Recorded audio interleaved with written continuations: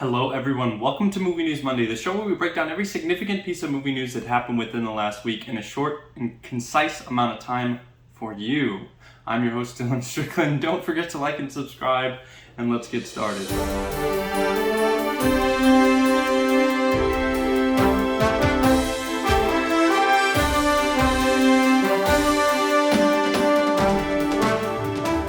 Off the tops here. Over the weekend, I saw Lamb, and honestly, it just wasn't for me. It was a little paced slowly, and it was a very beautiful movie, but it just didn't really focus on the characters and the plot as much as I would like to. It was just kind of, to me, a little void of stuff like that. But, I mean, if you're into, like, artistic, like, what is the word?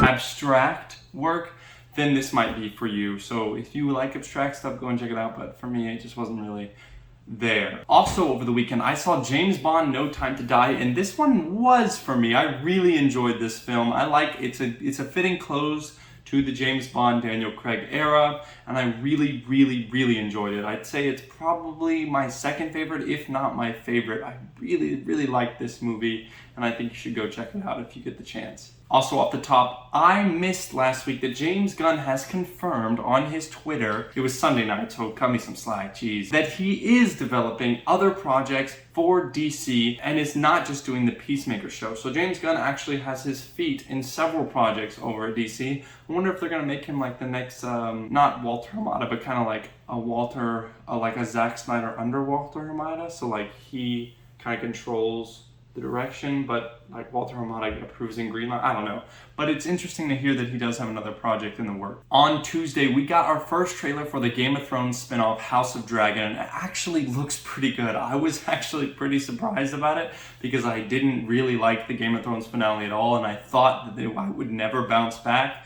But seeing the trailer, I'm actually really interested, and I'm really interested to go and see this show. I cannot wait until it comes out, and I probably will be watching it week to week because it actually looks pretty good. If you'd like to check out any of the trailer that I mentioned in this video, you can down below in the description. I have linked it. Also on Tuesday, Disney Plus has greenlit American-Born Chinese to be a series on Disney Plus. It's going to be based on the book written by, forgive me if I mispronounce his name, Jin Lunyang, graphic novel of the same name. It's going to follow Jin Wang, Jesus Christ, a teenager who is juggling his high school and social life with his immigrant home life.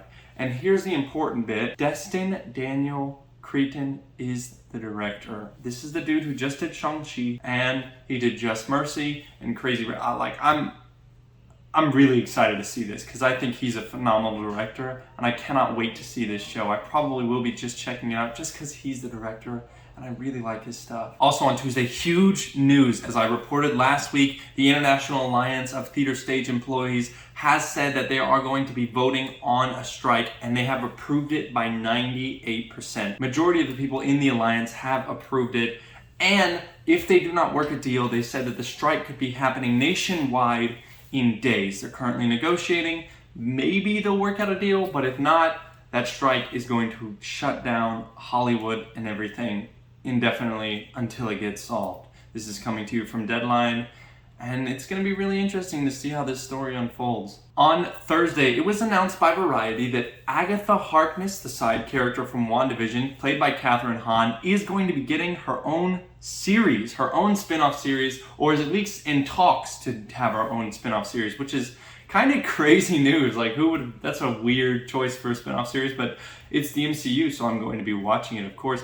The writer is actually the same woman who did WandaVision. It's Jack Schaefer, and that is fantastic news because I think WandaVision was really well written for like 90 to 98% of the show.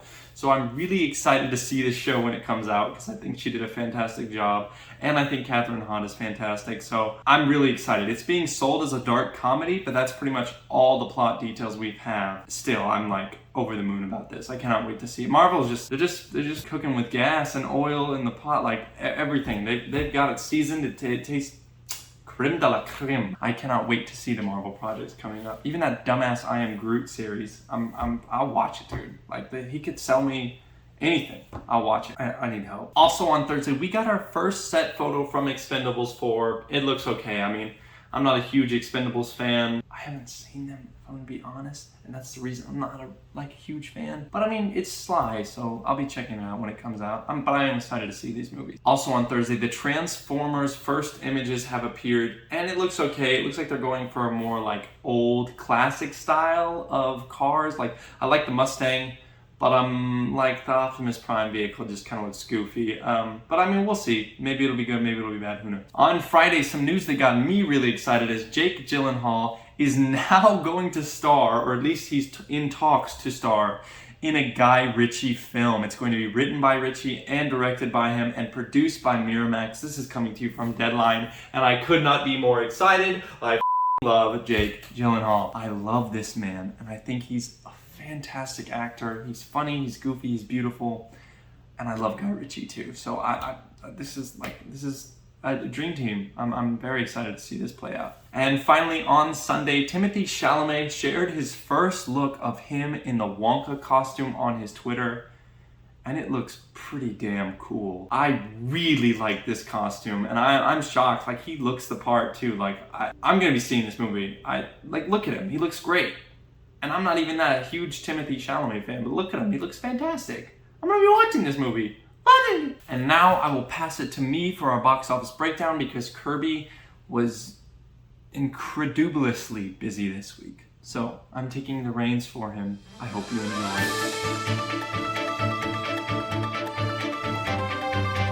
Thank you, Dylan.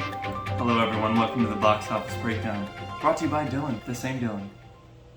Yeah, let's get into it. Starting off at number 5, the Mini Saints of Newark made $1,450,000 this weekend, which brings its total to $10,307,052. Yeah, not doing so bad. I'm kind of surprised it's making this much money, just because I know it's been a hit on HBO Max. I never really watched The Sopranos show, but I'm sure I'll check it out, and if it gets Oscar buzz, I'd definitely check it out. Coming in our 4th spot, Shang-Chi and the Legend of the Ten Rings, which made $4,200,000 this week. It's now made $401,556,765. Moving into our number 3 spot, a movie I will literally never see, Addams Family 2, has made $10,019,400, which now brings its worldwide total to $35,701,891. Good for that movie that I'll never watch because it's really not targeted towards me at all. I mean, maybe I'll have a kid one day, who knows. Coming in second place, surprisingly, it was a race to see who was going to beat out this weekend. Venom Let There Be Carnage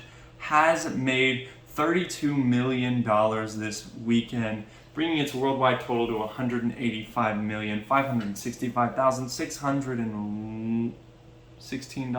Yeah, good for that movie. I would say if you had one movie to pick for the weekend, go see No Time to Die, which is, of course, our number 1 spot. No Time to Die underperformed based on what the statistics said it was going to be, but it still made $56,007,372, which brings its overall total worldwide, because it did get released internationally before it reached us here domestically. It's now made $313,276,372 dollars. So it underperformed, definitely. They were hoping for this to be the first $100 million weekend, and it was projected to be that. But it still made a good sum of money, and it's still got a long way to go. I think it battling Venom week 2 kind of hurt its chances a little bit, but you really should go and see this movie. Also, it's coming off of Spectre, and a lot of people didn't like Spectre. You really should go see it though. It's really, really good. I really enjoyed it. And now back to Dylan to close out the show. And that is going to do it for Movie News Monday. If you enjoyed this, please leave a like and subscribe. We currently have a media melt that will be coming out on No Time to Die. I'm really excited to talk about that movie, and I think it's a great show. So if you have the time, go check out my No Time to Die media melt on Spotify or just on YouTube. You can watch the full show too.